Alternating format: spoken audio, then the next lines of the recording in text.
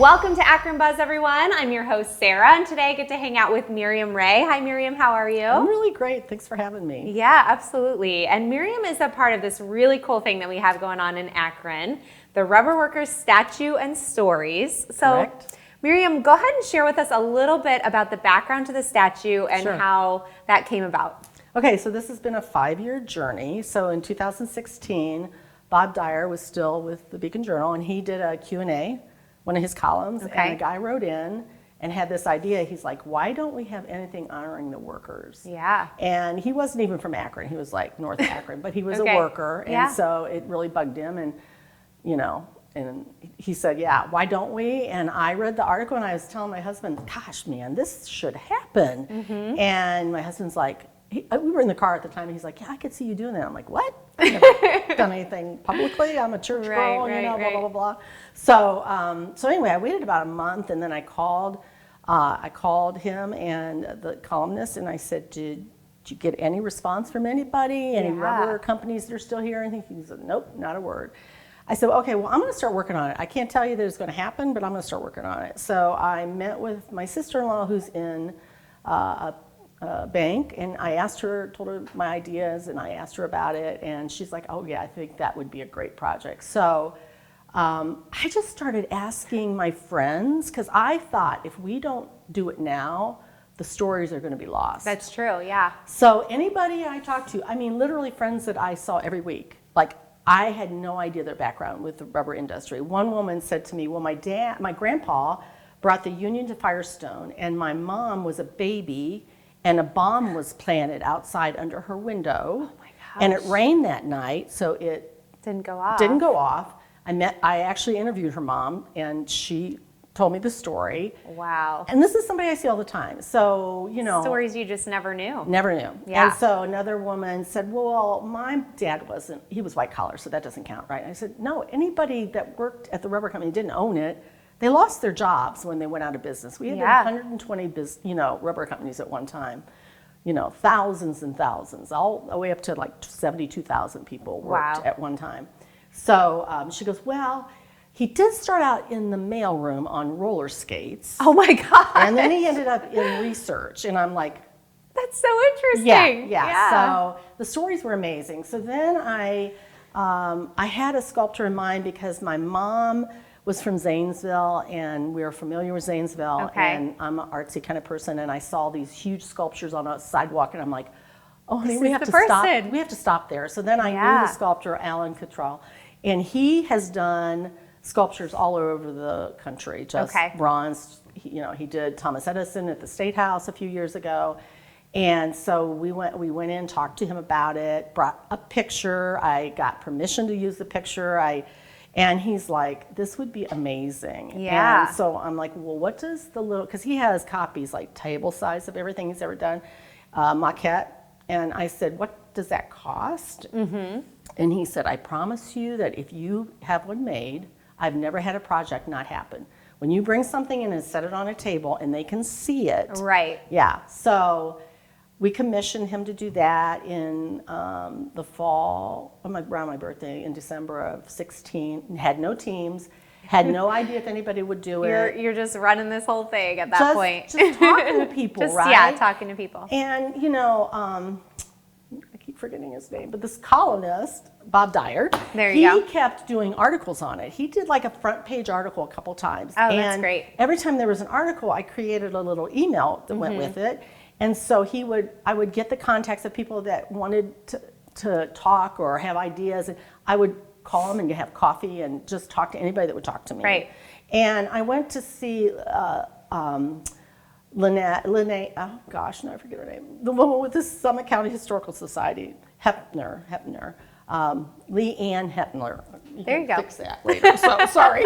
Anyway, and she, we love history. My one daughter does a Facebook page that has 8,000 followers in their historic buildings of Akron. Oh, how cool. So she's good friends with her, and she just took her time and sat with me. Later, I realized how busy she is, but she was so encouraging. Yeah. And I had the maquette with me, and they were all excited about it. And anyway, I just started slowly but surely, things would start and stop, and I just wait. And and people, I had a few connections. There was a young architect. He passed away, but he came in on board and kind of helped me with it. I love that. I had other people I thought would present it to the city, and that never happened. So I finally just called the city and asked for an appointment. Yeah. And so it's fantastic. So a high school friend who has a mortgage business downtown Akron, and this friend Craig Thompson went with me. I went into this boardroom that was, locked down in the city of Akron. I was like way over my head. Went in and just, I had gone to a brick company and had them give me samples of the bricks because a friend had said, hey, that's how you can fund it. And right. So we'll share a little bit about that in a moment. Yeah, and so I had bricks made of my mom and different people that worked. Anyway, so I took them in and I presented it, and then I said, if you guys don't want to be on board with it, we want to see it happen. I pictured it being on a sidewalk somewhere. Right. But we had also gone to the Tiger Grant open house, and we saw a roundabout, and it was like, oh my gosh, that would be perfect. Right, and I said absolutely. That, but the mayor's like, no, that'd be too dangerous. So long story short, he immediately said, no, we need to have this happen. Oh, that's wonderful. Mayor Horrigan's family had been in the rubber industry and had retired, and so he had stories. And so he was very on board. vested. Yeah. And so they kind of then took over the statue. Okay. And rather than it being like, 9 feet tall on a sidewalk, they sourced it and couldn't find any place that gave it the impact it needed. Mm-hmm. So they ended up doing it at the roundabout, and their engineering department came up with the base that is Summit County shaped and then Akron shaped. And they got financial backers, some banks and Children's Hospital, like PNC Bank, Huntington, the Summit County office, and of course the city of Akron. Right. But interesting enough, since this is so grassroots, no rubber industries. That is so interesting. No, not a piece of noise at all. So that's okay, because it is about the people, right? And it's about the stories. And so since they took over the statue, then I had talked to a woman who jumped on my Facebook page that I had created, and she got like 500 likes. And I saw it like after Christmas years ago, and I was like, oh, who is this? She's got a lot of friends. So I reached out to her on Facebook. Okay. We had coffee. She took it over, and she began to post and really get a gathering of people. Okay, so she kind of took the social media aspect of it. Beth Becker, she's amazing. Wonderful. She introduced me to Mac Love. Okay. Who then created and came on board by faith. Seriously, this guy's amazing. And he's the lead. And so we have a whole team. And now this summer, we have 2 interns, one from Kent State and one from Akron, working how cool. to keep the costs down. But the bricks are supporting the kiosks and the gathering of the stories because they have to curate them. Right. So they get the curation from the archives at the University of Akron. But Mac's working with Firestone trying to get their archives. They've never released them, or they've kept them in-house. I think summitcounty.org, those also from the Summit County Historical Society, and anything the library might have. So we have teams of creative team that sources videos and pictures to match the stories that people are telling. Wow. So let's clarify that a little bit. So this is kind of the second part of the project, and you guys are calling it Akron Stories, and people can go to akronstories.com to check this out. So where you're actually gathering stories from descendants and from people who have the stories. And there are some people in their 90s that we've gathered stories. I've done a couple of interviews myself of a woman that was 100. And so, we're gathering this. I've gathered already 100, and it'll keep going because the city, we did have a deadline like 2 years ago, but then, everything happened, COVID and just life. So we're opening that up now. Opening it up. So there's no deadline on the bricks or the or the stories, and they can go to akronstories.com. There's a phone number there. They can call and schedule a story. They can order the bricks, but I want to emphasize that when they order their brick, they double, triple, quadruple check, because we've had to replace so many because of misspellings or too many letters. The criteria is there. Explain the brick as well for people and what that looks like. Is that a part of the statue? Where do those bricks go? Okay, so the statue's in the roundabout at Main and Mill, and on the east side, there's a kiosk right by the library, and then Okay. there's a bench with a quote on it that we got permission to use, and all of the bricks line that area. Okay. And they are the name of person and why you're honoring them. And honestly, there's been schools honor it. There's been Yeah. individuals honor it. I got a call from a woman and she goes, "Can you settle an argument for me?" I'm like, "Sure, I'll try." We can she try. Goes, "My dad started a business to support the rubber industry. So we're not in the rubber industry." Mm-hmm. And my husband says, "No, we can't get bricks." And I want to get a brick for my dad. I said, "Anybody can buy a brick for anybody for any reason." Right. To support the project. Yeah, you know? absolutely. And then she called me or something. She goes, "Well, now my husband wants a brick." So there's lots of wonderful stories. That's so And great. They can find the stories. They release 5 a week. And the kiosk can only really handle 5 a week because of Okay. the speed. And by September, it'll be touchable, which we weren't doing because of COVID. They're going to be newer speakers so you can hear it better.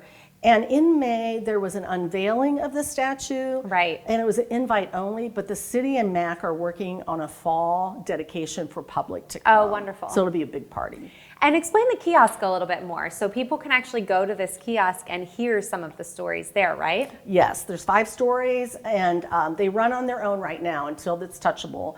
But the same thing, the same content is at the website. Okay. But if they go down and they are looking for a brick, it'll show how to find your brick. It's been difficult. So MAC has decided to get numbered bricks installed to help with people finding them across. Okay. Because there's 1,000 installed, and we're installing 500 more in September. Those are how many Wow. people have ordered since the statue went in. That's amazing. Yeah, Wow. and he plans to do it biannually. So Okay. we'll do it until there's none left to do it. And maybe there'll be another category of Akron stories Yeah. that could be done, And I'm really hoping that this spurs more art, historic art, to keep the stories. And there's a education background side to it. My daughter she's a history teacher, of course, because she's my daughter, at Firestone, but she writes curriculum, and so our Akron Public Schools will have curriculum to go with it. Oh, So, wow, that's so cool. Yeah, So to be able to bring some of those stories to the students.